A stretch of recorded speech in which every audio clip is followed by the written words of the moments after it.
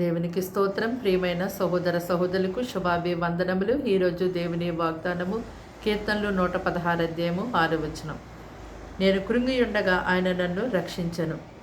చూడండి, జల ప్రవాహములు ఎలా పొర్లి వస్తాయో అలాగా మీ యొక్క జీవితంలో అనేకమైనటువంటి కష్టములు, బాధలు వస్తూ ఉంటున్నాయేమో. మీ యొక్క కష్టార్జితము చిల్లి సంచిలో వేసినట్టుగాను, మీ యొక్క కుటుంబంలో సంతోషం సమాధానం లేక, మరి అనేకమైన శ్రమల చేత కొట్టబడుతూ అసహనముతో, జీవితం మీద విరక్తితో కృంగిపోయిన స్థితిలో మీరు జీవిస్తున్నారేమో కదా.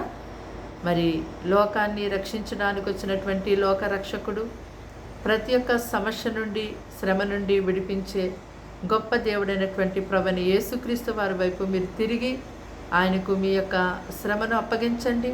మీ యొక్క శ్రమను ఆయన విచారించి ఆ శ్రమలన్నిటిలో నుండి ఎంతో గొప్పగా మిమ్మల్ని విడిపిస్తారు. ఆయనే గొప్ప రక్షకుడై ఉండి మిమ్మల్ని గొప్పగా రక్షిస్తారు. ప్రార్థన. దేవానికి వందనాలు, స్తోత్రాలు, స్తుతులు చెల్లిస్తున్నాము తండ్రి.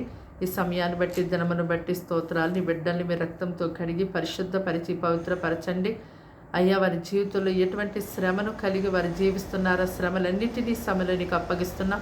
వారిని ప్రభా ఆ శ్రమ నుంచి విడిపించండి. అయ్యా, వారి యొక్క బాధలు, కష్టాల నుంచి వారిని విడిపించండి. పరిశుద్ధాత్మతో నింపి నడిపించండి. అయ్యా, ఈ దినమంతా వారికి తోడుగా ఉండండి.